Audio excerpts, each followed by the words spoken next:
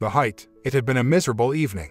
Those who didn't have to go outside stayed inside because the rain was falling in thick sheets. As I was counting my money, I was pulled over to the curb. It was getting late and I knew my gorgeous wife would be waiting with a steaming cup of hot chocolate, so that made the situation much more bearable. I made enough to barely break even for the night. Just as I was going to switch off my roof light, I noticed a woman walking out of the Custom House Theater up ahead. Small theaters in San Francisco are a great place for aspiring performers, directors, and screenwriters to get their start before heading to Hollywood. They still have dreams even though they have roughly the same chance of succeeding in that town as getting hit by lightning. By the time she lifted her arm, I was already moving off since I figured she was going to flag me down. She looked like a drowned rag doll as soon as she climbed into the rear seat, even though it only took me a few seconds to get to the traffic light at the corner. Her fancy evening gown was more akin to a blue potato sack due to its sodden appearance. "Where to, ma'am?" "It was 16, Parkside Lane," she answered. Her tone was recognizable. It brought back memories of the first time I ever made out in the back seat of my old Dodge with my high school sweetheart. "I want to hear it once more. It's a shame your dress got all wet. I hope it's not ruined." Without responding, she merely peered out the side window, taking in the brilliant reflections on the damp, deserted pavements. I tried again. "You look familiar. I think I know you from somewhere." "I'm positive you're wrong," she declared firmly. Her hair had been arranged perfectly on top of her head earlier in the evening, but it was now hanging down in a tangled, glistening mess. She was removing some damp hair from her face when I peered in the mirror. We were standing on the platform of the Oakland Jack London train station when I was transported 30 years back in time. Even back then, it was pouring. Just before our lips touched, she removed her damp hair from her face. I said, "I'll give you a call every night. And I'll wait for your call every night, Harry. I'm going to miss you so much. Honey, you'll be so busy becoming a star, I doubt you'll miss me at all." "Yeah, right," she laughed. "I'm in 3 scenes, and none of them are very big. With my luck, they'll probably all wind up on the cutting room floor." I smiled and said, "They wouldn't dare. They'll have to deal with me." "You tell them that." She laughed back, "Yeah, I'm sure that'll scare the heck out of them. When do you get your pilot's license? Maybe you can fly out there for a weekend or something. Wouldn't it be neat, you and me, parked up on Mulholland Drive under a full moon? It sounds like heaven. Unfortunately, it'll be a while before I get my license. Besides, even when I get it, I'd need a plane to fly, honey." "Insights, insights," she exclaimed. "Well, I won't be gone that long anyway. I know they can't shoot the scenes around my schedule, but I can't imagine having to be down there more than a couple of weeks or so. A month at the most." "All aboard," was called by the conductor at that exact moment. She glanced at me with tears in her eyes. She dragged me into a final kiss by reaching behind my head. "I love you, Harry. I love you too, Sue ... with all my heart and soul." She hurried to board the train as soon as the conductor raised the steps because we could hear it making noises. She waved and yelled, "I love you," one more time. I planted a kiss on her. I shouted out, "I love you too," as the Amtrak headed south began to move away. I can still clearly recall how incredibly alone I felt as I made my way back to my car. I had to wipe tears from my eyes a few times. I told myself I would have to grow used to seeing her go in that manner. That's what happens when I fall in love with someone who aspired to be a famous actor. Ever since we first met in high school, that had been her desire. After graduating, she was admitted into the Meissner Technique Actors Studio and starred in all of the school plays. She quickly became the top student in her class there as well. She was just in her second performance at the local theater when she received a message from a producer sitting in the crowd that he was interested in seeing her. He told Sue I was backstage and that he was searching for new faces and that he believed she would be ideal for a bit part in a future film. She leaped at the possibility, of course. To be honest with you, I was feeling conflicted. I cherished her. At the same time that I wanted her to succeed and be happy, I understood that this was the beginning of something over which I would have no control. Sue's acting career hadn't had any impact on us until then. I used to go backstage at her plays to give her flowers and tell her what a fantastic show she had given. Sometimes I would help her practice her lines. We had been in each other's lives since high school. I knew that was going to happen soon. Moving to Los Angeles didn't bother me. I could work anywhere with a commercial pilot's license, but it didn't guarantee we'd spend all of our time together. Films for movies were shot all around the globe. There was really no way around the fact that I would have to become used to being away from others for extended periods of time. As I headed back across the Bay Bridge into work, I was still a little lost. Just in time, I parked into the garage and made my way up to the dispatcher's office. "I was beginning to think you weren't going to make it, Harry." "What do you mean, Sal? I'm right on time." He smiled and added, "Yeah, but you're usually 20 minutes early. You've got number 23 tonight. That's not the one the guy puked in, is it? I heard all about it when I pulled in last night." "No, that was 21. I pulled it out of service and sent it out to get shampooed. That thing reeked to high heaven." I smiled and said, "You're a good man, Sal. I don't care what the other guys say about you." He laughed back, "Come on, get out of here and make us some money, slacker." I was consistently in the top 5 money generators, so I knew he was joking. Though I didn't enjoy driving taxis as much as I did flying, it was still a respectable job for the time being. I got to know folks from all walks of life every night, the wealthy, the poor, the strong, and the weak. A passenger can be silent the entire way, or they might spend 20 minutes telling me the details of their entire life. Without a doubt, it was interesting. After graduating from high school, I was hired. It was flawless. Firstly, the salary offered to recent high school graduates was greater than that of any entry-level position. Flight school is expensive, and even with the good pay from driving a cab, it took me a year to build up the money I needed to enroll. I could work overnight and still get money, which allowed me to attend school during the day. It was, as I said, fantastic. Unlike a lot of the other guys, I attended flight school every day, Monday through Friday. After just 10 hours of real flying, I had already passed ground school and amazed my instructor Carl with my ability to execute emergency procedures. I was well on my way to soloing by the time Sue left for her film debut. Prior to receiving my private pilot's license, it was important. Even though I was happy of my accomplishments up to that point, I still had a long way to go. I had to acquire my commercial license in order to get a real career as a pilot. I had to obtain my PPL before I could do it. Subsequently, I needed to obtain my instrument rating to demonstrate that I could pilot the aircraft in any weather condition by using its instruments in the event that I lost sight of my destination. I had to complete it before I could even consider getting my commercial license, even though it was much more difficult than acquiring my private pilot's license. At 11, my shift was ended. I didn't even pause to chat with the guys that evening.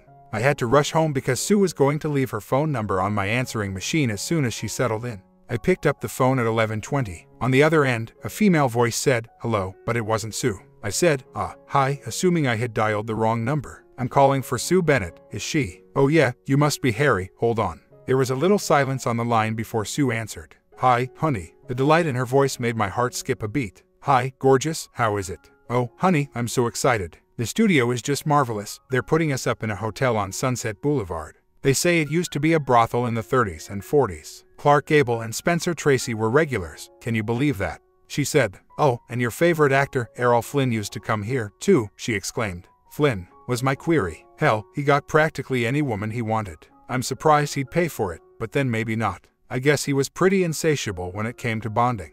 "A little bit like you," she laughed. "Are you behaving yourself?" "I haven't had a chance to do much else, hon. I went right into work from dropping you off and rushed home afterward, so I could call you." "Who answered the phone?" "Oh, that was Jenny. She's my roommate. She's going to be in the same movie so we can help each other with our lines, although I really don't have many. She's got a lot more than I do." "Is it her first movie, too?" She stated. "No, she's been in 5 or 6. I know, obviously expecting me to respond. She laughed and replied, "I know she gets more lines because she has more experience. You don't have to tell me. We have to be at the studio for our first reading tomorrow morning.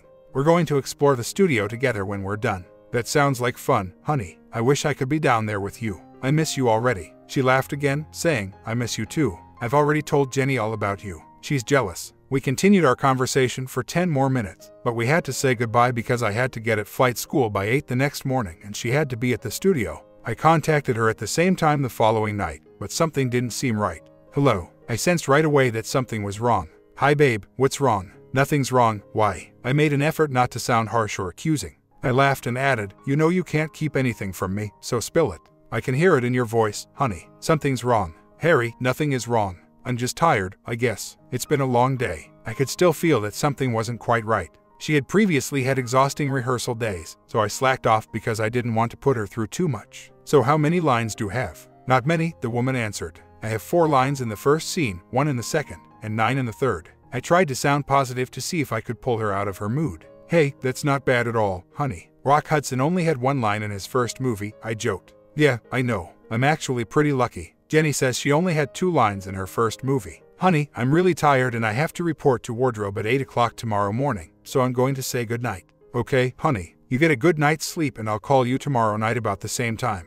"Okay, hon, good night." The phone line then cut off. I could sense that something wasn't right, even if she tried to deny it. She was expecting a lot. Perhaps, I reasoned, things just didn't live up to her expectations. I went to bed and fell asleep quickly because I was also exhausted. When I called her the next night, she sounded better. She informed me that after viewing the shooting schedule, she discovered that all of her scenes will be filmed during the first few weeks. That was wonderful news. I was missing her terribly. Those 2 weeks were probably the longest of my life. Of course, there would be further separations, but that first one was particularly difficult. On her return, I took a day off from flight school for the first time since I started. She had a 10 a.m. train to arrive. I was eager to embrace her, even though her parents offered to pick her up. We had a direct car ride to my residence. We went crazy as soon as we walked in. We carried on for a third instance. I was about to contact Sal and ask to take the night off, but Sue told me to go to work because she was already going to have problems walking for the next few days. When I came home, I asked whether she would be there. She gave me a kiss and then told me no, she was spending the night with her parents because she hadn't seen them in over 2 weeks. Sue had cool parents. She kept going back and forth between my place and their home. She would sometimes stay with me for a week at a time before returning home for a few nights, but they never objected to the fact that we were effectively living together. Though I understood, I was a little let down that she wouldn't be staying the night. I was ecstatic in the taxi that evening, having spent 2 exhausting weeks without my child. My mood was so strong that not even rush hour traffic could derail me. A few other passengers even mentioned that I was always grinning the entire way. It was Saturday the next day. Sal would let me work the day shift, 7 to 3, since I didn't have flight school. Though it was much less money, I was able to spend Saturday nights with my infant. I made Sue put some money aside every night for her celebratory dinner when she arrived back from her 2 weeks in Hollywood. Since I knew she would be in the apartment when I arrived, I made a quick stop at a party supply store to buy her some congratulations balloons filled with helium. I was bummed to see my apartment vacant when I returned home because I had planned to surprise her. I let the balloons bounce off the ceiling just inside the entrance since I knew she wouldn't be gone for long, and then I hurried to have a short shower. Though I wasn't positive, I believed I heard the phone while submerged. I completely forgot about the phone until I got dressed and went out to the living room because I was so excited to meet Sue. Instead of seeing her, I was hoping to see my answering machine's red flashing light. I pressed the play button. "Hi, honey. I hope you won't be upset, but I'm going to spend the night with Mom and Dad again. We just have so much to talk about and they asked for another night, so I said yes. I'll be over tomorrow morning. Maybe we can go out for a late breakfast. Love you, good night, honey." After hearing what was said, I felt disappointed rather than enraged. Saturday nights were always spent with each other. I would have done my normal shift if I had known. It was always far easier to tip the nightlife crowd than the Saturday afternoon shopping. I reasoned that I couldn't be too critical. They hadn't seen her in 2.5 weeks because she had spent the last 4 days and nights with me before heading off for Hollywood. It's understandable that she would like to spend some time with her parents. I went to Applebee's for supper, watched some TV, and went to bed early because I didn't intend to cook anything that evening. The balloons were beginning to lose altitude, which disappointed me. I wondered if they would be entirely deflated by dawn. I was up at morning, so it seemed that my desire to see Sue had pierced my sleep. I was genuinely reluctant to get up. I just lied there and lay there, expecting that she would see me in bed and come in and climb in next to me. At 9:30 I finally gave up. I heard her key enter the door while I grabbed a shower, got dressed, and started my second cup of coffee. I'll confess that at that point, I was a little irritated, but that only lasted as long as it took her to come up and plant a curly toe kiss on me. She said, "Thank you for the balloons. I'm guessing you bought those yesterday." "Yeah, I stopped after work. They were actually filled with helium and went all the way up to the ceiling. Now they're just kind of floating around at waist level." "I apologize," she laughed. "I really do appreciate the thought. You're not mad, are you?" Mom and Dad kept asking me questions about Hollywood and I couldn't just cut them off. "No, I'm not mad. I saved up some money and was going to take you out to dinner, but I guess we can do that tonight." She remarked, "That sounds fantastic," and she bent over to give me another kiss. "You haven't eaten yet, have you?" "No, I was waiting for you." "Good, because I'm taking us out for breakfast." What's the sense of becoming a movie star if I can't treat the man I love? I kept having the same sense during breakfast, that something wasn't right. The fact that she spoke the most generally indicates that she is anxious about something. I never found out what was upsetting Sue until we returned to the flat. Arms encircling each other, we were seated on the couch. I have something to tell you and I'm afraid you're going to be mad." She trembled as she began to fidget with the buttons on my shirt before turning to face me. "I knew something's been bothering you ever since we talked that night on the phone." "Yeah, that morning was the first time I'd seen the script," she said. "I talked with Mom and Dad the other night. Mom kind of took it in stride, but Dad wasn't too pleased. I can only imagine how you're going to take it." Her question, "Take what, honey?" was beginning to alarm me. "Well, I have to kiss a guy, and it's not just a peck on the cheek, it's a passionate kiss. That's it. Honey, I've seen you kiss guys on the stage before. I know it's only acting." She looked at me, afraid, though I'm not sure what kind of twisted mess my face was in. "Honey, it's a pretty short scene and we only kissed for a few seconds before they yelled cut." I was thinking along 2 different lines. Whether a man would play Sue or not, I didn't like the concept, but I was more worried about her career. "Honey, I'm not going to say I'm happy about some guy fondling you, but I think before accepting any more roles, you should ask more questions. You and I have both read about actors who got typecast early in their careers. You certainly don't want to get hired just because they know you'll take your clothes off. You're far too good an actress for that." Harry, they didn't hire me simply because they thought I'd take my clothes off, she responded forcefully. And as far as being a good actress crap, that town is crawling with good actresses. Most of them are waiting tables at some greasy spoon. They'd kill for a part like I had. I had a lot on my mind. I hadn't really thought about this part of Sue's job, or at least I hadn't anticipated having to deal with it this quickly. So what are you saying, that you'll take any part no matter what? No, she yelled fiercely. For Pete's sake, you know me better than that. I won't be making filthy videos. That was a cruel statement. Look, all I'm trying to say is that I can't refuse a good part just because it might involve some nudity. Hell, honey, a lot of big-name actresses have nude sequences in their repertoire. I hope you'll accept roles that showcase your acting prowess rather than just your attractiveness, that's all. I'm not trying to be nasty, honey. I noticed a tiny smile. I love you, babe, and I have all the confidence in the world that you can make it on talent. Her smile grew as she bent down to kiss me, saying, you might be a little biased in that department, honey. Don't worry, honey, I won't take a part if I don't think it will be good for my career. Mike, the director, told me I should get an agent. He even gave me the name of one to call, Jerry. He said some agents won't even take on a new actress until she's been in several movies, but Jerry will take someone brand new if he thinks they have a future. Mike even said he'd call him and give me a recommendation. If he's my agent, I'm sure he can help me pick the right parts as well. I thought the agent sounded like a smart choice. I felt so much better that I smiled. Without any delay, she gave him a call the following day. He wanted to visit her later that week, so I'm assuming it was just a technicality since he had previously received the call from Mike.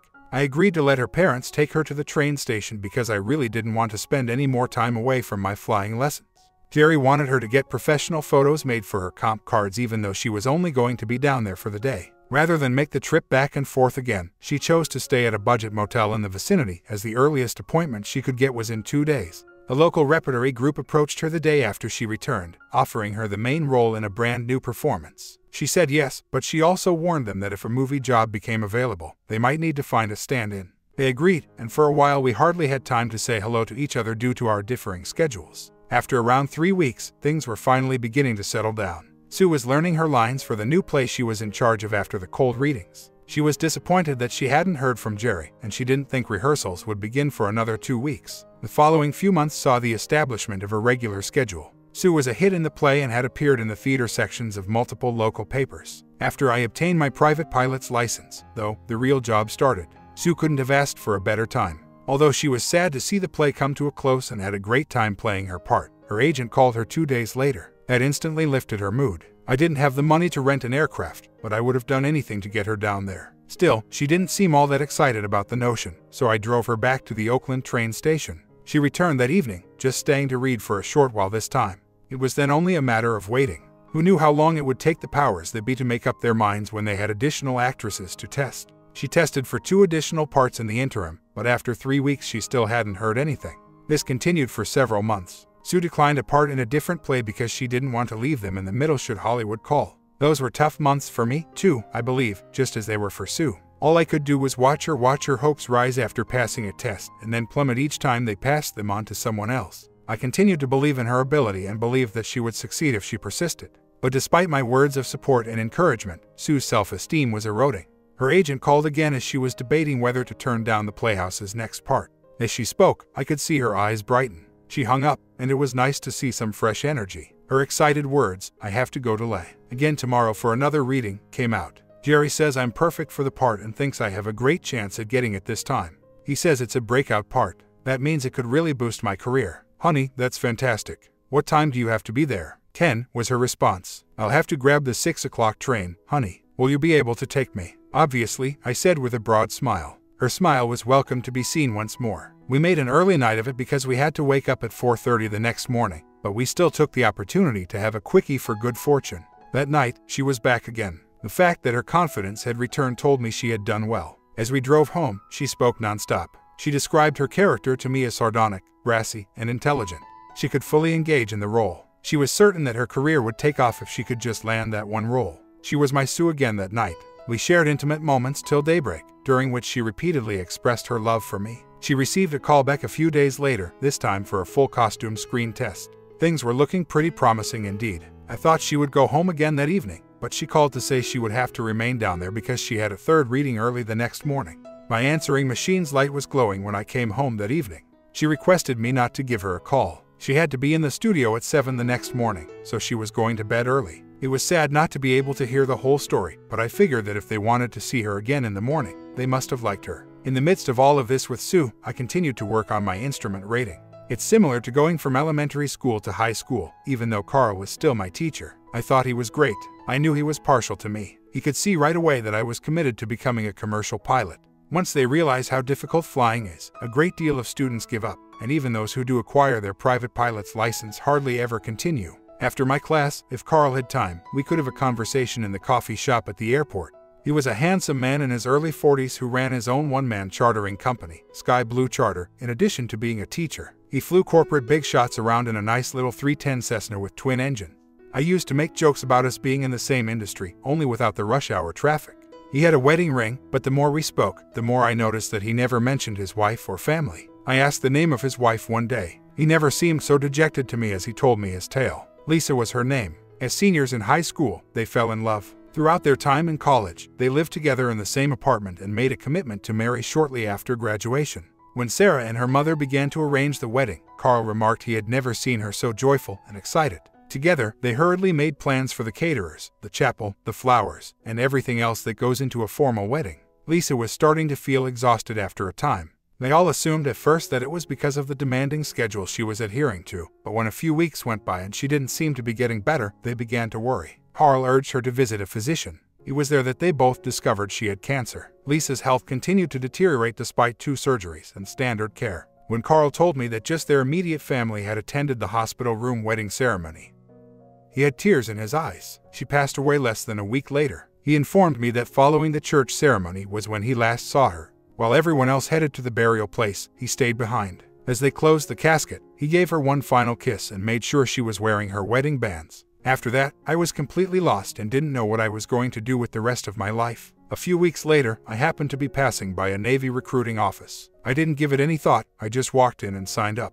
That's where I learned to fly. Over the course of 10 years, they taught me that, and they also taught me self-reliance. If my dad hadn't gotten sick, I probably would still be in the service. I applied for my discharge and returned home to assist him. After he recovered, I bought the 310, Open Sky Blue, and began teaching. In terms of a spouse and children, I've never fallen in love again. I'm not sure if it's because I'm afraid or I just don't have it in me anymore, he said after pausing for a time and looking off into the distance. She was the only person I had. Are you a believer, Harry? He asked, taking a sip of his coffee before looking up at me. Well, Carl, not really. I can't say I'm a believer, but I also don't deny that God exists. I am, he answered, and I genuinely think that Lisa and I will be together again someday. I get up in the morning with that thought in mind. I was much more appreciative of Sue after our talk, which is probably why I thought she would be doing cartwheels when I picked her up at the train station, but she seemed a little more reserved. After driving her home, I had some time before I had to report to work, so I made us both a cup of coffee. Tell me, then, how it went. She took a sip of her coffee and replied, okay, I think I have the part.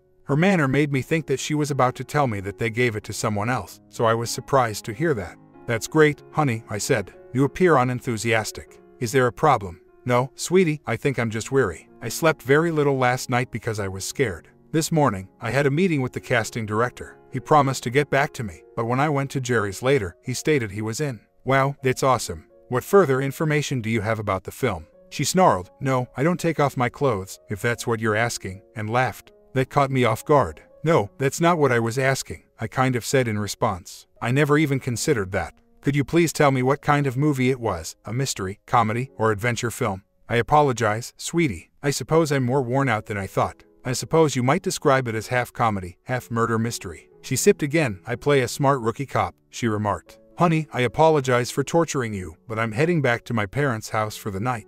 You know Mom and Dad, they'll ask me to stay the night if I tell them the news. But I swear, I'll be back tomorrow night. When I thought back to the previous time she'd done that, I felt the sensation coming back, but she reassured me that everything was fine, so I decided to let it go. She went over there to talk to her mom about going topless. After only a week together, she received a call from Jerry informing her that she had been cast, officially, and that they wanted her down to the studio immediately as shooting was scheduled to begin in 2 weeks. There was a lot of work ahead of her, including wardrobe fittings, hair and makeup experiments, rehearsals, and learning her lines. On a movie set, most of the rehearsing and line learning was done during the filming, but the director still appreciated it if the actors were prepared going in, and Sue was determined to prove to everyone that she was a professional. After being apart for a long time, we didn't know when we would see each other again, so when I dropped her off at the train station that evening, I knew it was the end of the story because she was the only one who would call at that hour, so I hurried to the phone and answered it on the third ring. "Hi, babe." Her laugh reached my ears. "How would you know it was me?" "Because out of all my girlfriends, you're the only one who would call me this late," I laughed.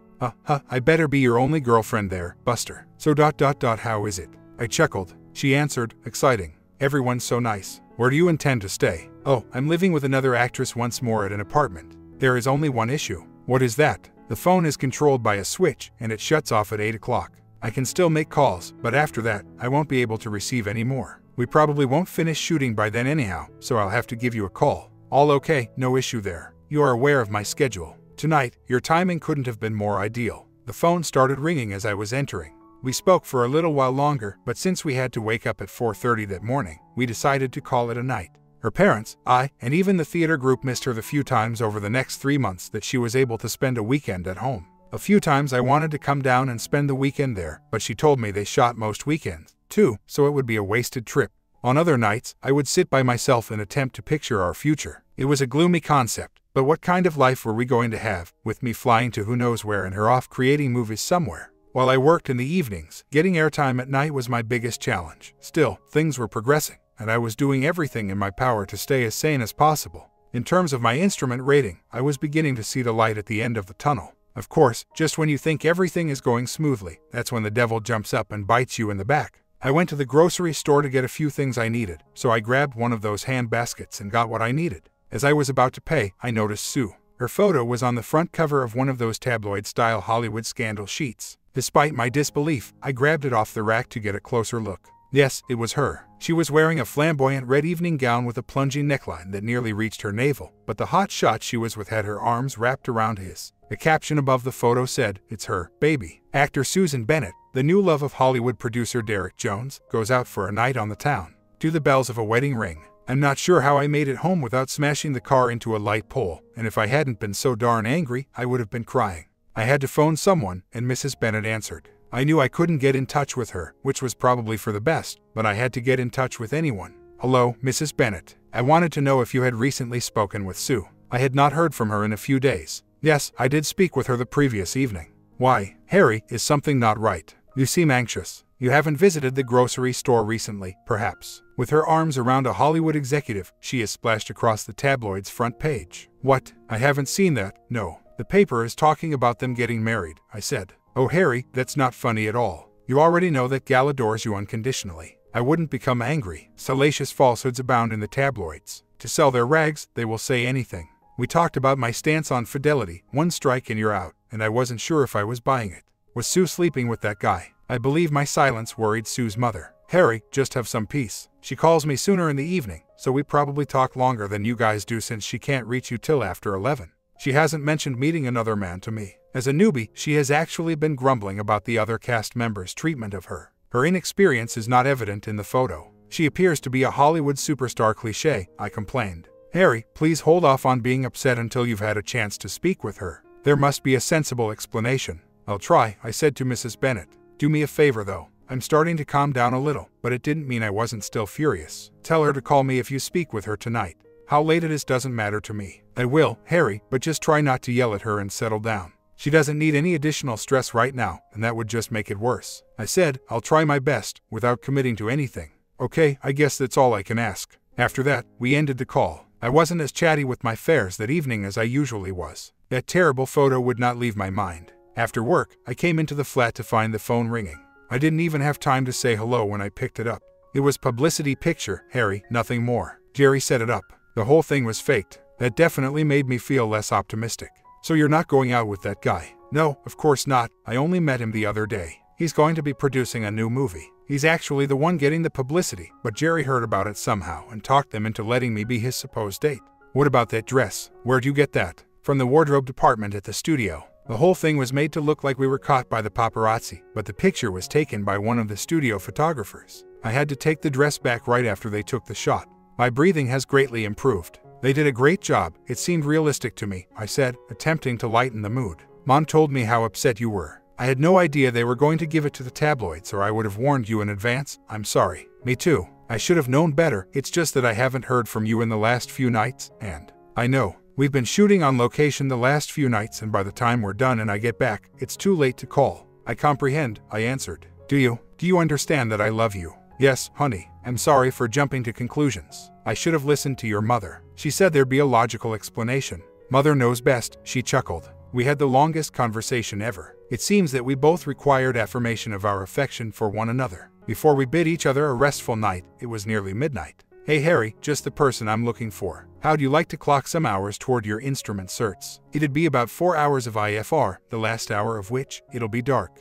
The problem is, it's an overnight flight so you'd miss work, Carl said to me as I was hanging around the airport 4 days later. I needed all the instrument flying rules airtime I could obtain, even though I dreaded missing a night's job. Yeah, Carl, I can't turn it down. Where we going? I have to take a few business big shots to Los Angeles tomorrow, where they will lay over for the night before returning the following day. That's the greatest part, at least for you. We'll be back well before 3, so you'll only miss one night of work. I suppose it'll allow you some time with your sweetie. My day was made by that. Carl, you're a god. I mean it, man, an absolute god. He laughed. Stupid maybe, a god I doubt. I inquired, what time is it tomorrow? They're going to meet us in the flight office at 4. We'll take off at 4:30. It's about a 2-hour flight in the Cessna, so I figure it'll be dark for the last hour. I'll be here. Thanks, Carl. I owe you big time. No problem, Harry. Trotting back to my car, I said, I have to get home and get ready. I'll see you tomorrow. As I drove home, I became aware that, because I was so happy, I had neglected to bring Sue's address, though if I had to inquire her address instead of expecting to surprise her.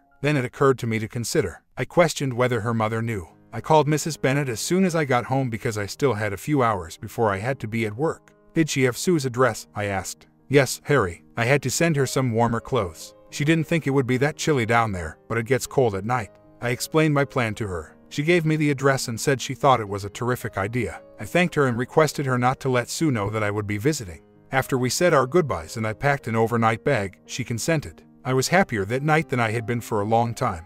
All I could hope for was that they wouldn't film on location once more, but even if they did, I assumed her roommate would allow me to stay inside and wait for her. I would simply set up camp on her porch until she returned if that didn't work. I arrived at the airport around 3 the following day. When I arrived at the office, Carl was already there, organizing our flight plan. He laughed and took a quick look at his watch. Not anxious to see your girl or anything, are you? Just a little, I grinned in response. He cast a sidelong glance at the compact overnight bag I was toting. This way, he continued, flinging me a pair of keys. Store that in the boot with mine. Our passengers will just have their briefcases with them. He advised me to hold onto the keys when I tried to return them when I returned. I'll be taking it off the hanger in a short while, he added. Over a cup of coffee, we relaxed and chatted while we waited for our passengers. He warned me against landing at Van Nuys Airport but said he was giving me total control of the plane. Even he took additional attention when approaching at night, stating that it was one of the busiest airports for light planes in the world. He informed me that although he was sure I could do it, to just let him know and he would take over. By 4:35, we were in the air because our passengers arrived on time.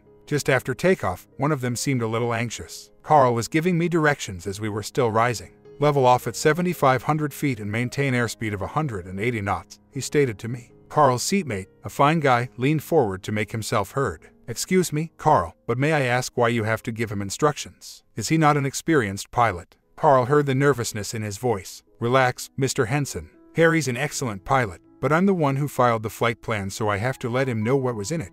He turned to face me and said, Oh, I see. You just look a little young to be a pilot. Nothing personal, young man. He slumped back in his seat, seeming relaxed. No problem, Mr. Henson. Carl winked at me as I turned to look at him. The whole flight went as smoothly as silk, and at 6:15 we got in touch with the Van Nuys Tower, who gave us instructions on how to land. Even though I like flying, I was eager to land and see my child. Carl smiled broadly at me as he turned to face me after our gentle landing. We received clear taxiing directions from ground control, and before we knew it, our feet were touching the asphalt. Our guests verified our return flight plans and congratulated us for a flawless journey. Carl and I got our suitcases from the boot after they left. Carl glanced at his timepiece. 6:35, Harry, you'd better get going. Meet me in the flight office at 10:30 tomorrow morning. In the meantime, have fun, he said with an enormous grin. I ran through the airport and got into the first available taxi. I told him we needed to find a florist that was still open before giving him the paper with the location on it. No problem, he replied. Sunset Florist is only a couple blocks from where you're going. I'm pretty sure they stay open till 8 or 9. We immediately got into a chat. I told him my occupation and the reason I was in LA. It turned out that he was a very pleasant man. Sue loves yellow flowers, so I picked her a dozen of them when we stopped at the florist. When the driver dropped me off, he wished me a lifetime of happiness, and I left him with a generous tip. There was an elevator in the apartment building, but I knew I could run up 3 flights of stairs faster. I was in front of her door in a matter of seconds. My heart was pounding as if Buddy Rich were using his drumsticks to play it. To my amazement, I rang the bell and held the flowers in front of my face because the door had a peephole. As it happened, I was the one who was taken aback upon hearing a man's voice coming through the door. "Who is it?" For a split second, my heart stopped. Then I recall that I said I wouldn't draw conclusions too quickly. There were 1,000 harmless possibilities. For all I knew, it might be someone assisting her with her lines, or it might even be her roommate's lover. My response was, "Deliver boy, I have flowers for Miss Sue Bennett," since I wanted to keep my shock intact. A shadow was visible behind the spy hole. When the door opened, I still had the flowers in front of my face. Though he was dressed far more casually this time, it was the same guy I saw in the photo. His hairy legs and bare feet vanish inside a white bathrobe and nothing more. I was having trouble getting my thoughts to process what I was witnessing. I lowered the flowers and remained silent. Sue said as she tied the ribbon of her own robe, emerging from what I imagined to be the bedroom. "Who is it, hon?" When she spotted me, her words stayed in her throat. He said, "It's a delivery boy with flowers for you, babe," but stopped short when he saw the expression on her face. It was nearly a whisper. "Harry." Mr. Dapper Dan appeared nearly as taken aback as she was. "Harry, you're Harry." "Not anymore," I said, at last finding my voice. That was unlike any rage I had felt before or since. I'm fortunate not to have a gun. Rather, I hauled back to hit him as hard as I could and flung the flowers in his face. I really nailed him even though he was a little bigger than me. He descended and remained there. I gave Sue one last glance. She could have had a more obvious remorse expression on her face if it had been permanently inked on her forehead. Her cheeks were already streaked with tears. I turned and went down the steps without saying anything. Sue was crying while I was leaving. Though neither was dressed to pursue me, I decided not to take any chances. I had no desire to hear any nonsense. As soon as I was outdoors, I turned at the closest corner. At the next bend, I made the same move. I found a taxi and asked him to drop me off at the most affordable hotel in the area. Before she went into the rear seat of my taxi, that was the last time I saw her. While driving, I was sneaking peeks at her in the rearview mirror. She was still stunning despite being soaked. She saw my gaze, and we both fixed our eyes on our own reflections. She saw my name when she glanced at my license on the back of the seat. She glanced back at the mirror, and I noticed a tiny smile. "How have been, Harry?" "Not bad, Sue. How about yourself?" She only turned her gaze back to the side window, her look mournful, without responding to me. Was that the look of regret, I wondered? Although I had heard that she had wed Derek, I was unsure if they remained together. I acknowledged my curiosity. "How come you're out alone tonight? Where's your hubby?" "He's probably out bedding his newest starlet," she laughed. Although it may sound silly, her response did give me a slight sense of satisfaction. I wanted to ask her more questions, but my thoughts kept going back to that evening in Hollywood. My taxi driver fulfilled my request exactly. I probably need to have inquired about the second cheapest hotel in the area. I didn't really care that my apartment's closet was larger than my room. That night, I lay in bed and did my best not to cry. I was never going to satisfy her, but after hours of holding back the tears, I gave in and let them out.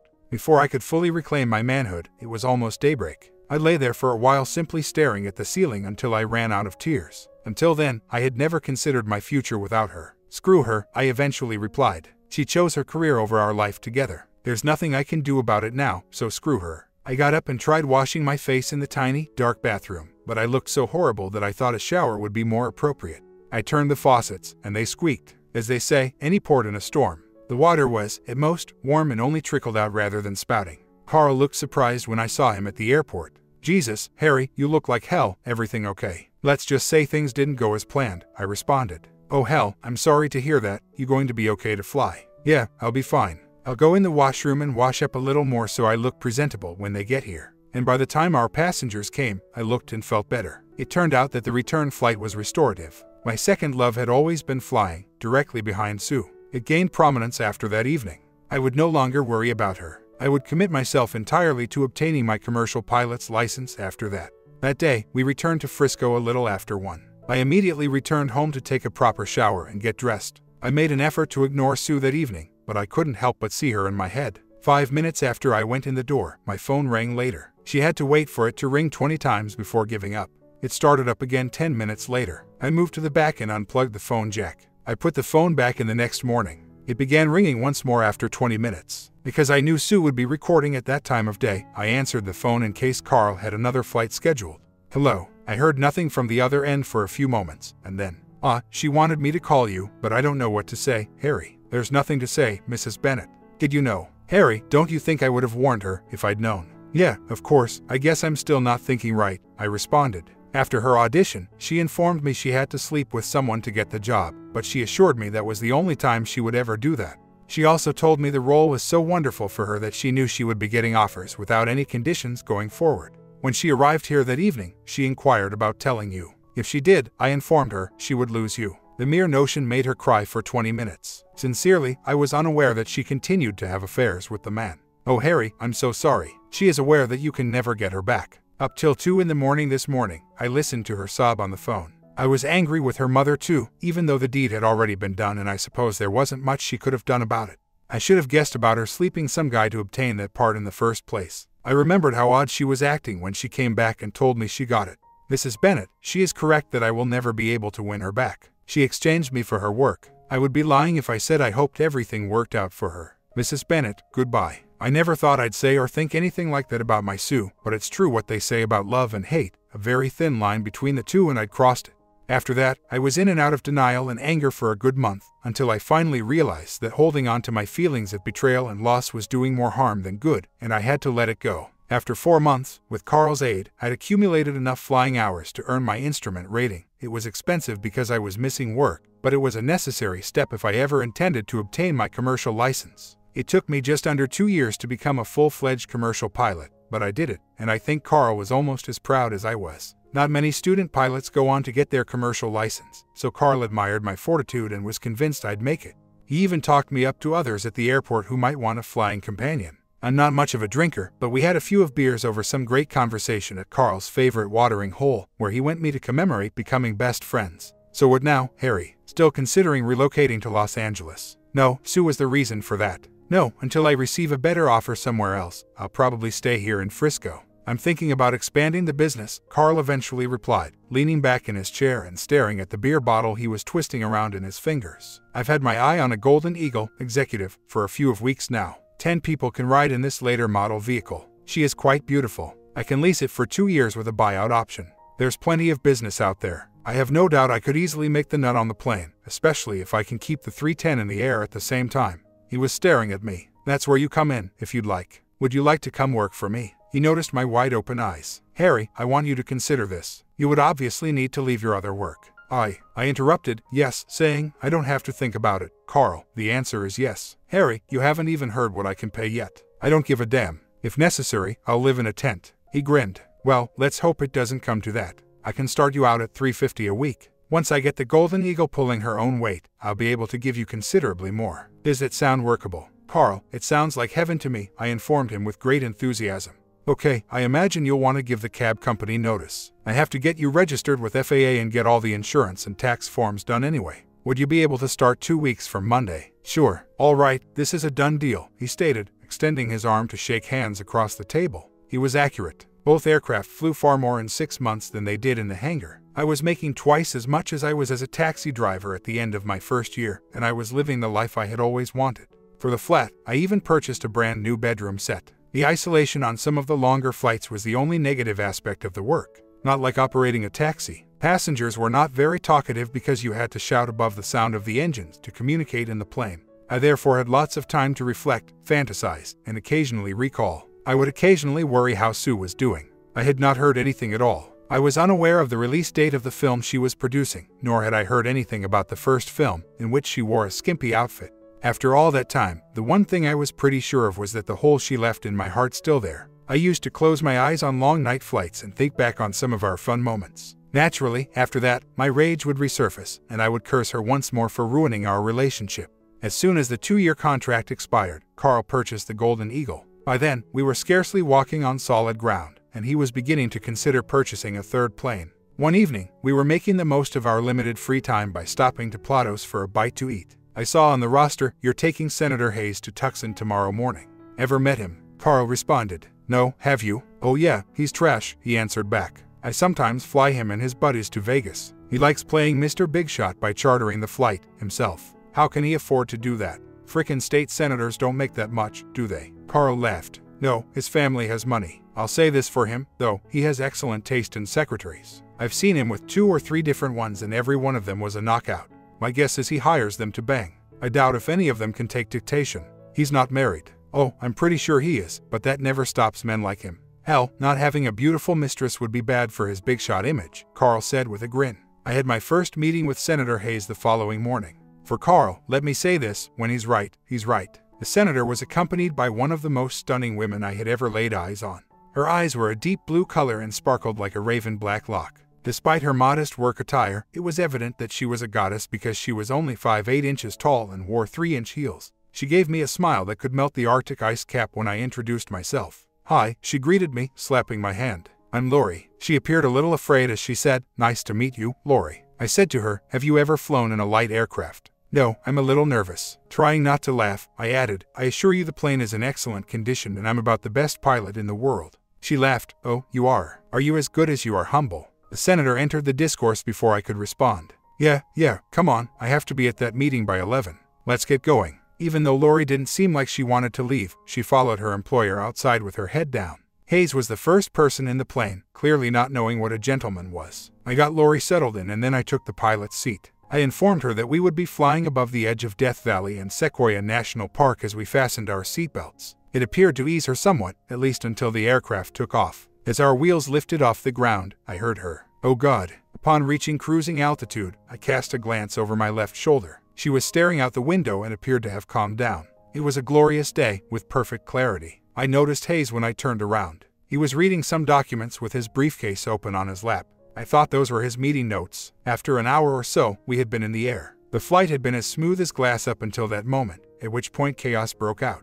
We were passed by a Gulf Stream that descended ahead of us from above. I flew straight into his vortex before I could even react. The small Cessna quickly lost altitude and was thrown violently to the left, 180 degrees in a 180-degree roll. I could hear a lot of noise coming from behind me, including Lori's screaming scream, but I was too busy trying to stabilize the plane to pay attention to it.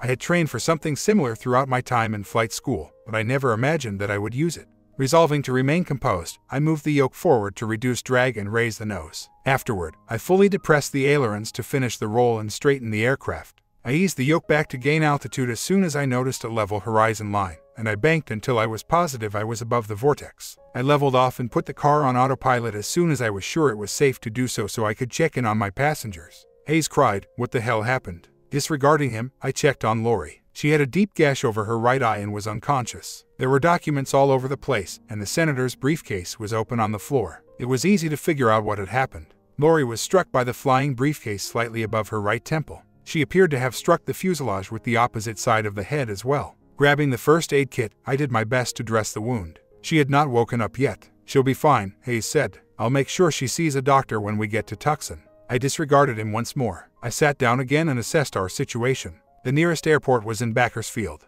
I reported the Gulf Stream and the ensuing wake turbulence to their tower by radio. I informed them that I required a different heading since I had an injured passenger on board.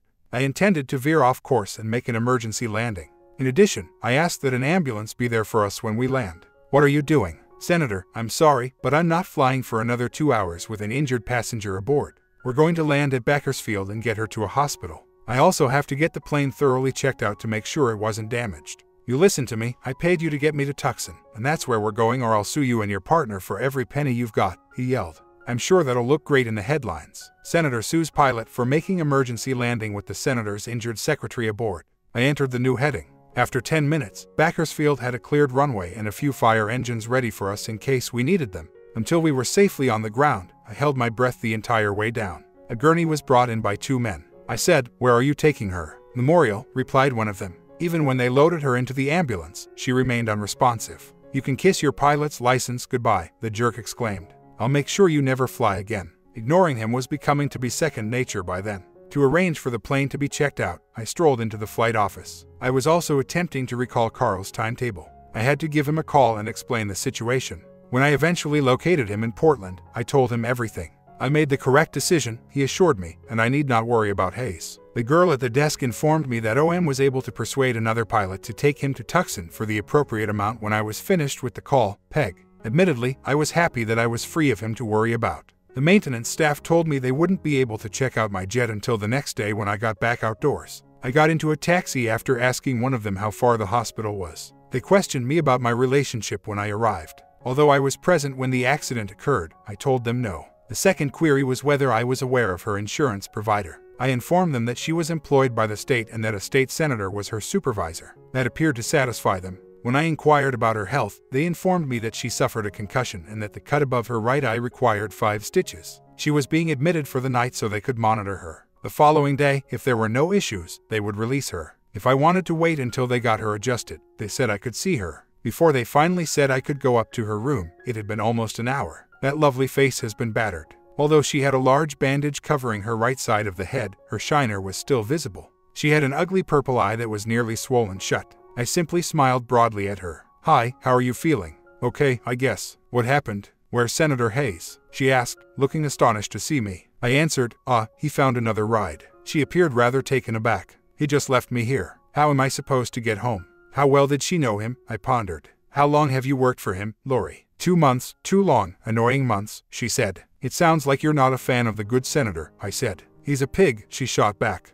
I hadn't been there a week before he started hitting on me. "He's a married man with 2 kids, for Pete's sake." I moved a chair close to the bed and sat down. I know your maiden voyage was anything but reassuring, but I'm going to be stuck here overnight as well. I'd be happy to take you home." She appeared to be considering it. "What happened anyway?" I told her, rotating my fingers to mimic the air current.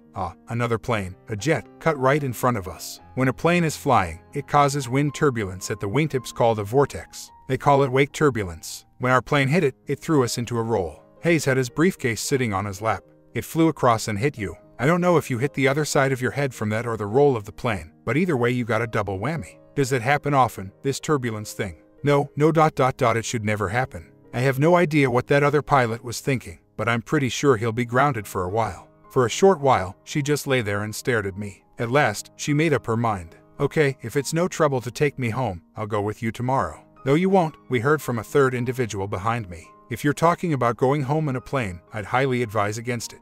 You have a concussion, young lady. Flying can aggravate it. You need to stay out of airplanes for at least a couple of weeks." "Doctor, I live in San Francisco. How am I supposed to get home?" He said, "There are lots of buses and trains. They'll take you anywhere you want to go." Though it was disappointing, I didn't want to endanger her health in any way. "They probably have Amtrak here. I'll check the schedule and let you know tomorrow." "Don't worry, Lori, we'll get you home," I informed her. "Doctor, do you know what time you'll be releasing her?" "If there are no overnight complications, we'll let her go at 11 tomorrow morning," he responded. The following day, I got up early. To find out when my jet would be checked out, I gave the airport a call. Haig informed me that they were already working on it, but she was unsure if any results had been obtained. I then strolled to a small family-run eatery to get some breakfast. When I inquired about trains with the waiter, she sent me to Amtrak. I received a timetable and rode in a cab. When I arrived at the hospital, it was just after 10 o'clock. She heard me walk into her room and stuck her head out the bathroom door, even though I didn't see her when I did. She was wearing her outfit completely and was only applying the last touches of makeup.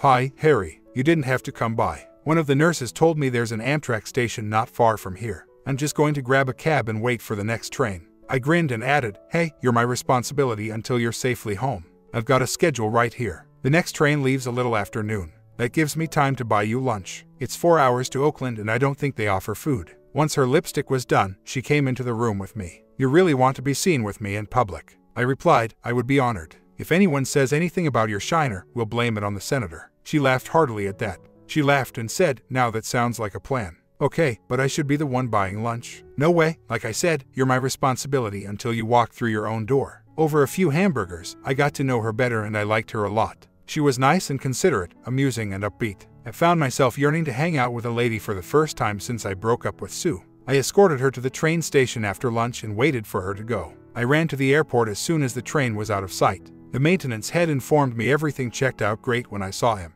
After providing the office with the invoicing details, I was in the air by 15 minutes. Even though I was traveling against the wind the entire way, I arrived at the train station with plenty of time to spare. I had not been there since dropping Sue off, so it was the first time. I entered and it felt a little off. I felt a hammer-like grief come over me. I went to the bathroom and washed my face after seeing that I still had 15 minutes left on my watch. Sue was a ghost from the past, and I can still picture her standing behind me when I look up into the mirror. I breathed deeply and closed my eyes. She was gone when I opened them again. I could hear them announcing the trains as they arrived at the station via the door. Lori's was number 715. Even though it had only been a few hours, the notion of seeing her again made my heart race. As soon as she got off the train, I was there to greet her. When she saw me, she was really surprised. Harry, how? I mean what? I wasn't expecting to see you here. What are you doing here? How did you get here so quick? I have an airplane, remember? Yes, but I just didn't expect. Lori, please believe me, I'm not stalking you or trying to crowd you, but I do feel responsible for what happened and I just want to make sure you get home safe and sound.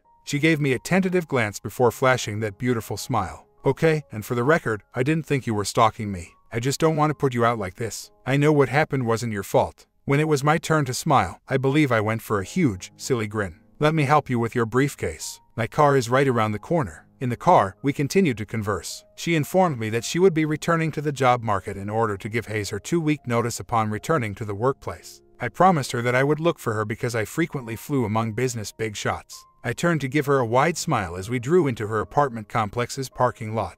Can I help you with your briefcase? No, I think I can handle it from here, she smiled back at me. I really do appreciate everything you've done. You're very kind. Your wife is a lucky lady. I realized that she was fishing. That must indicate that she is somewhat intrigued. No wife, I clarified. How about you? You got a big handsome guy waiting for you inside. Not unless you count my cat. In that case, I still owe you a flight. I'm sorry. A flight? Your boss paid for a flight and we can't really count yesterday, so I still owe you. The doc said 2 weeks, so how about 3 weeks from Sunday? I'll pick you up here and take you on a sightseeing tour of the Bay Area like you've never seen. How about it? She reluctantly answered, I don't know, Harry, I'll have to think about it.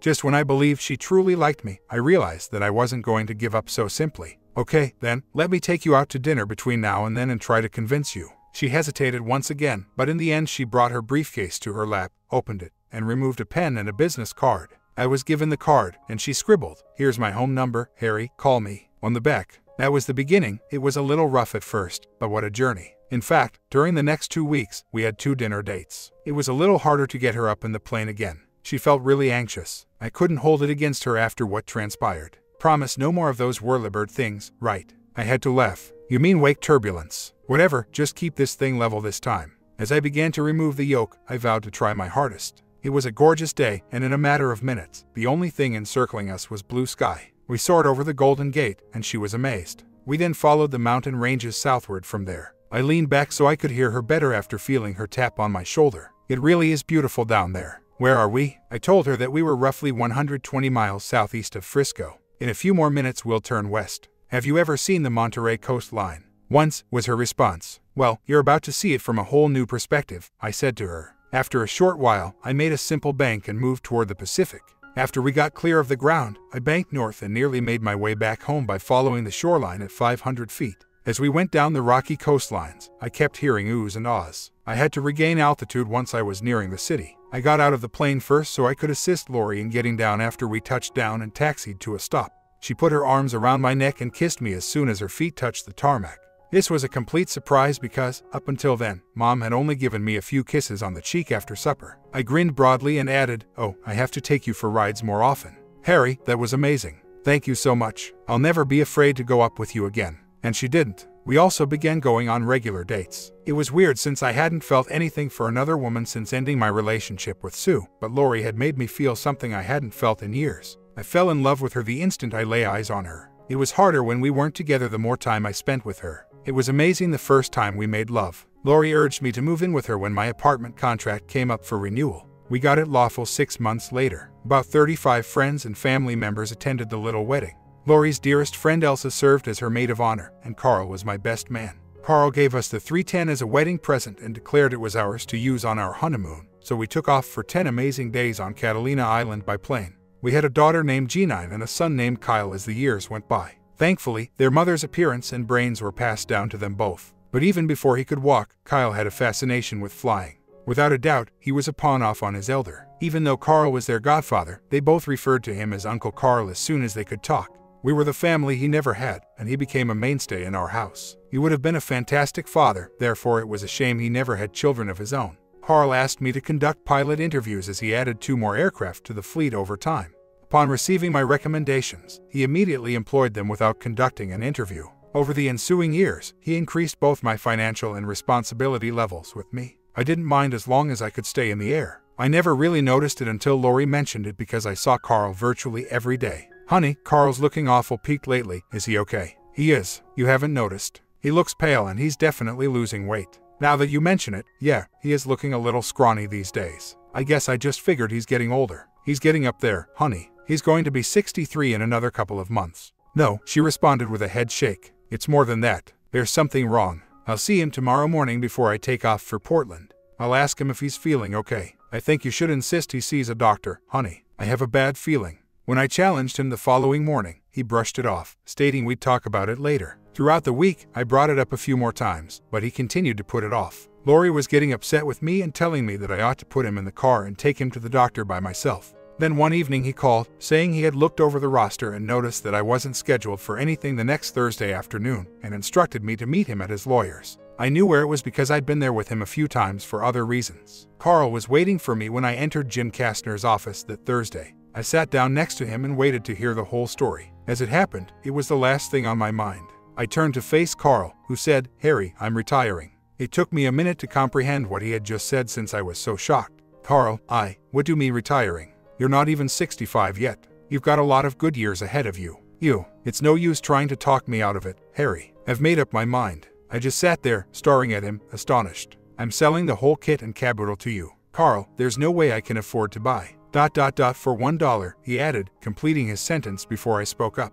Nothing about this made sense at all. "What do you mean $1? We're talking about 4 airplanes and the business you've built up over decades of hard work. There's no way you can sell all that for $1. He pushed the document to my side of the attorney's desk and said, "Actually, there is. That's why we're here. Mr. Kastner has drawn up a contract to make it all nice and legal. He and his secretary have already signed as witnesses. All you have to do is sign on the dotted line, give me $1, and you'll be the new owner of Sky Blue Charter." I did not even pick up the contract. I just sat there. It was nonsensical. I could not possibly take advantage of him in that manner. I pondered whether he had gone insane. Perhaps his issue was psychological rather than physical. "Carl, I'm not signing. If I can't talk you out retiring, then I'll find some way to buy the business for what it's worth. I'll see about taking out a loan. If worse comes to worse, we can work out a deal where I pay you from the profits." He turned to face his attorney. Kastner simply gave a shoulder shrug. "I told you he wouldn't go for it. You've got to tell him, Carl. He deserves to know anyway." I was scared now. "Know what?" Carl let out a sigh. He really didn't want to tell me, whatever it was. Talk about being taken aback. In my chair, I went cold. I was immobile, unable to speak, and could only sit there and gaze at him. "I have pancreatic cancer, and my doctor says I have 4 months to live. You've been like a son to me, Harry, and your family has been my family for almost 20 years. Everything I own is in my will, and I've left it to you, Lori, and the kids. But the business, I want to give it to you straight. I do not wish for you to experience any legal difficulties or inheritance tax issues. My will is quite clear, so hopefully you won't do it nevertheless, but just to be safe, I don't want to take any chances. According to Jim, this is the simplest and most reliable method to guarantee that you obtain the business free and clear." I finally answered, "I'll do it under one condition," but it was difficult for me to think and my eyes were starting to flood up with tears. My mind was racing. "What is that?" "Once you defeat this, you can buy it back for the same amount. You are the only one who can defeat it, Carl. I'm confident you can succeed, and once you have, I'll give you back Blue Sky for $1. You've got it," he grinned. After signing the agreement, I pulled a $1 out of my pocket and wrote, "This dollar is to be held in trust for the purchase of Blue Sky Charter," on the reverse of the document. I decided to tell Lori first, then we'd all gather together and I'd tell the kids, and everyone took it about as I had imagined, and we all bawled our eyes out. That day, on the trip home, I wondered how I was going to tell Lori and the kids. He was a part of the family. Carl tried to spend as much time as possible with us over the next few months. He was always cheerful and never failed to put a grin on his face until one day Lori contacted me on the phone. "I'm Eileen from the flight office, honey. She seems anxious." I said hello and took the phone. She gasped, "Harry, I need you down here right away." "The flight office? Where? What's going on, and why?" "I want to avoid talking on the phone. I need you, please." I told Lori where I was heading but didn't know when I would return. 20 minutes later, I hopped in the car and headed into the airline office. "Okay, I'm on my way," I said. "It's Carl. He took off a little while ago and..." "Harry, I don't think he's coming back." "What does it mean that he won't return? What direction is he going?" "I'm not sure. He arrived in a beat-up, old Piper Cub about an hour ago. Not even its appearance suggested it was airworthy. He told me that was sufficient for the purpose for which he needed it when I questioned him about it. After exchanging a few pleasantries about the past, I got to work. He was taking off in that rattletrap the next thing I knew. Let me see his flight plan. Carl was always meticulous about keeping his aircraft, and it didn't sound like him. Harry, he didn't file one. He won't respond when I try to call him on the radio. Carl would never take off without completing a flight plan, so I decided to give her some serious attention. I grabbed the radio mic, and while I called out his name, Eileen began experimenting with different frequencies until I finally heard his voice. "Hi, Harry. Carl, how are you doing? I need you to come back here right away," I said in a terrified tone. "Sorry, old buddy, no can do." "Carl, please don't do this." I could tell by the tone of his voice that Eileen was right. He had no intention of returning. "Don't waste the time we still have together with your family. Please, please, please turn that thing around and return, for Lori and me and the children. Harry, she's here. Lisa is seated just next to me. Her presence is palpable to me." I could hardly speak at that point because I was crying so much. "Please, please, Carl, come back. Harry, you have my undying affection. I want to be with my Lisa right now, yet I love you and Lori and the kids so much. Tell everyone that I said farewell, please." After the radio went dead, I realized he had to be heading out to sea because there was no way he would have survived a crash in a populated area. I called the Coast Guard, but I didn't know his altitude, his fuel level, or even which direction he was going in because Carl hadn't filed a flight plan. It was an hour before I felt like I could drive home, and Lori took one look at me as I stepped in. After hanging up, there was no way we could keep it together. Eileen and I broke down in each other's arms. "Is it Carl, may I ask?" she inquired. She put her arms around me and wept into my chest as I held her. I was still unable to speak, so I just nodded my head. After a week of searching and no sign of the wreckage, the Coast Guard gave up. About a month later, I organized a memorial service, and several hundred people turned out to pay their respects to a man they liked and admired. I had gone over to his house and discovered an old photo of him and Lisa together, which I had blown up and put on display with a note that said, "Together again." That somehow eased the pain. Later that year, just before he graduated from high school, my son Kyle obtained his private pilot's license. He was a man of determination, with a clear plan for his future, and I thought it would be a fitting tribute to Carl to send him to a college with a strong business curriculum, where he could assist his father in running the charter service. Being only a grade behind Kyle in school, G9 was no dummy either. She wanted to be a teacher, and the trust fund from Carl would ensure it. Of course, they both returned for the summers, and Kyle accrued enough flying time to have his commercial pilot's license before earning his MBA. Within a year of each other, both kids had left the nest for college. In her sophomore year, G9 became together with a guy, and it seemed like we would be getting married soon after she graduated. I followed Lori into the den, where she had a bottle of wine and 2 glasses waiting for us. She was smiling when we sat on the love seat together, but looked more serious after we both took a sip of wine. A few years later, with both kids out of the nest for good, Lori spoke the 5 words that strike fear in the hearts of married men everywhere. "Honey, we have to talk. Honey, have you considered retiring at all? Putting in a retirement? I'm in my 50s, honey, why would I consider retiring? For us, Harry, or rather, for me. I'm lonely, honey. The kids are grown up and you go on overnight vacations half the time. We are really wealthy. You often boast about how wonderfully Kyle is managing the company. Well, then, give him the freedom to do so. As long as we can, I want to spend the rest of our lives together. There are no certainties for tomorrow for any of us, honey. It will soon be our silver anniversary. Let's make the most of it as a springboard for our future endeavors." I'd never be able to give up flying, but as far as the business went, it sounded quite nice. My son was chosen president, and I accepted a modest income, but the rest was his. Lori and I went on a 2-week cruise for our anniversary, and it was truly heaven on earth, or should I say, sea, where we dined on gourmet food, danced until our feet hurt, and made love till dawn every night. I borrowed the 310 and we puddle-jumped our way across the country to Nova Scotia, where we rented a car and just drove, stopping when we got tired and eating when we got hungry. What an incredible piece of real estate. From there, we saw Paris and London. Next, Copenhagen. Damn, what a beautiful city. In the end, Lori decided that she had seen enough and wanted to reduce our travel. We had only spent 5 months at home over the previous 2 years, and while she admitted that she missed the kids and our own bed, she also stated that she still wanted to take the occasional nice vacation. I was fine with that, as long as I had something to do, something more than watching daytime TV at home. We now had 15 planes and he was in the process of buying the whole damn airport, so even with his encouragement to get involved again, the kind of management decisions he was making were way over my head, and I couldn't help but feel like I was just in the way. I tried going into work at Blue Sky. Kyle had a beautiful downtown office set up for me, but everything was so different. I was just heading out of my office when I saw Sal, my old friend from my days of driving taxis. He was obviously much older looking, with his Italian black hair now snow white, a few more wrinkles here and there, and a slight hunch over, but it was unmistakably him when I called his name and he turned to look at me, smiling. "Well, I'll be there. How in the world have you been, if it's not the flying taxi driver?" "I've been good, Sal, you look good." "Sure, for an old man," he chuckled. "Hey, are you free to have some coffee? A Starbucks may be found just around the block. I'm responsible." I handed him my card and told him to ask for Kyle. I was sure he could find something for an old friend of his dad's. After we got our coffees, we sat and talked. He was retired, but like me, he was bored and needed something to do. As we conversed, I informed him that I was also searching for something to do, nothing substantial, just something to keep me busy during my leisure time. Why not operate a taxicab? You used to love it so much when you were younger, he continued. Actually, you were the only driver I know that truly enjoyed it out of all of my drivers. I'm not looking for a full-time job, but I did enjoy it, I said in my admission.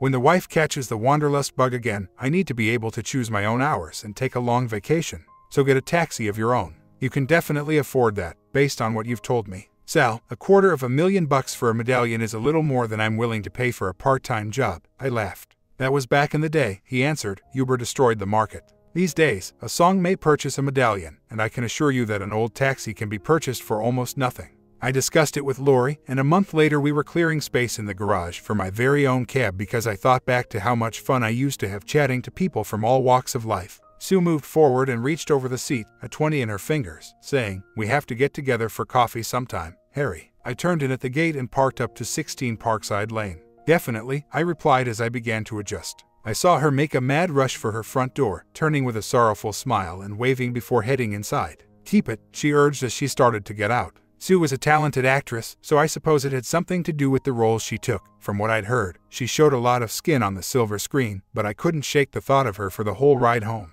Her comment about Derek was very telling. She was not a happy lady. I never did see any of her films, although I do know from rumor that she was in a few. She certainly never became the star she wanted to be. "You are soaked," Lori observed, reaching up to give me a kiss on the lips. "Why did you even bother staying out there on a night like this?" she said, deciding not to greet me with her typical throw of arms around my neck. "What was your earnings?"